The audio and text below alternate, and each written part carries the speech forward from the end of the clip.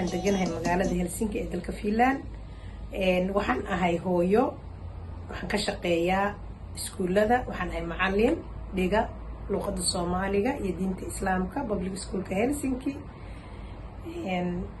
haddaan ka jawaabo su'aasha ah imise buug ayaad qortay, qoraaladaada wax nooga sheeg. Waxaan qoray 6 buug, 4 ka mid waa caruur, buugaagta caruurta iyo sheekooyinkooda.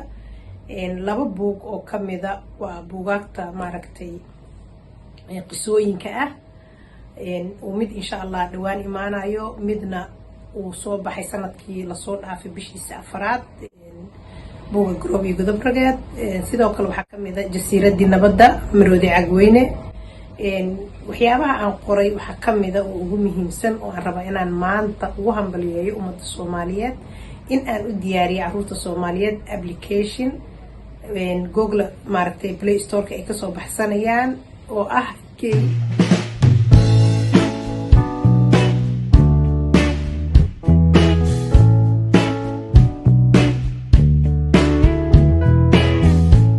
ku raadsan karaan magaca Somali Car Games. waa firiyey, wax lacag ah uguma talagelin inaan caruurta Soomaaliyeed maaragtay aan ka qaato.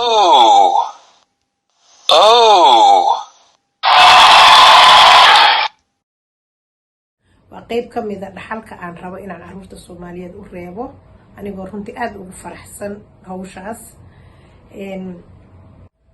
waa su'aal fiican runtii, maxaad ku hindistay inaad wax qorto? waxaan ku hindisay horta waxaa jira wax qof walba Ilaahay subxaanahu wa tacaala hibo uu isagu siiyo, ama wax uu xiiseeyo oo uu jecel yahay. waxyaabaha aan xiiseeyo waxaa ka mid ah wax qorista iyo wax akhriska. marka waxaan ku hindisay inaan wax qoro. dalkeena dagaalo fara badan iyo colaad fara badan ayaa ka dhacday. bulshadu waxay soo mareen nolol kala duwan oo maaragtay adag. marka waxyaabaha ugu badan oo maaragtay igu dhaliyo waqtigan xaadirka inaan wax qoro waxaa ka mid ah waqtiga adag oo bulshadeena ay ku jirto. qoraaladaydu dadku waxay ka faa'iidayaan waxyaabo kala duwan, sida aniga aan isleeyahay ama aan u helay maaragtay falcelin badan oo ka helay dadka akhristay buugayga Garoob iyo Godob Rageed. ayna rag ku jiraan runtii iigu maaragtay mahad celiyey in qaladaadka naftooda ay ka heleen buugga oo uusan ahayn kaliya siday moodayeen. sidoo kaleeto buugaagta caruurta waa buugaag caruurta ku tarbiyeynaysa ama ku barbaarinaysa jacayl, istixgelin, kala dambeyn, maadaama dhaqankeena uu ahaa dhaqan miyi uu u badan yahay. sheekooyinka caruurta berigii hore loo qori jireen ay u badnaayeen sheekooyin caruurta lagu cabsi gelinayo si aysan baadiyaha duurka ugu bixin, oo dad qalato iyo reer guuraan raac iyo waxyaabo maaragtay cabsi badan iyo libaax iyo shabeel iyo wax is cunay.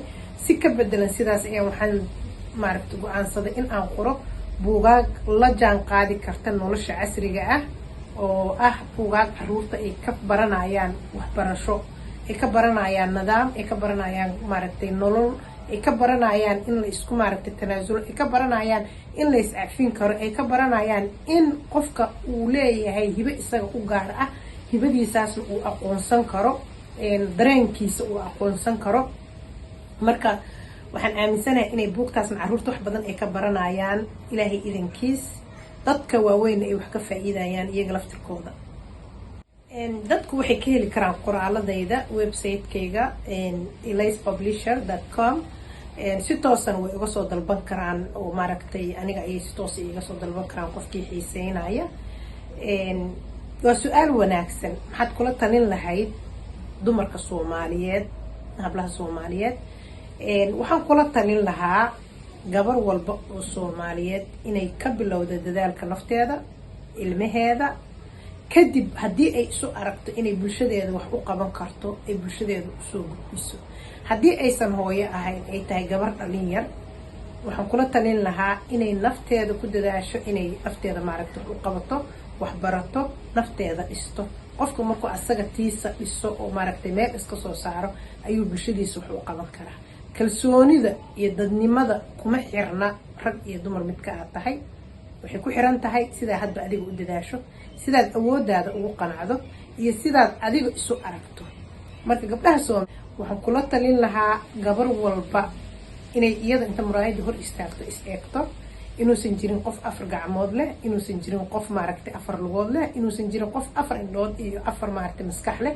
qof walba ilaahay uu siiyey qofka kale inta uu siiyey, laakiin dadaalka iyo maaragtay isku daygu uu yahay waxa la isku dhaafay.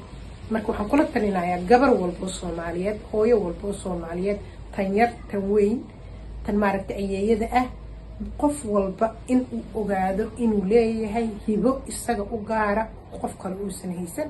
qof walbana intuu isagu isqiimeeyo, naftiisa qiimeeyo, ay bulshadu qiimeynayso. marka gabar yahay Soomaaliyeed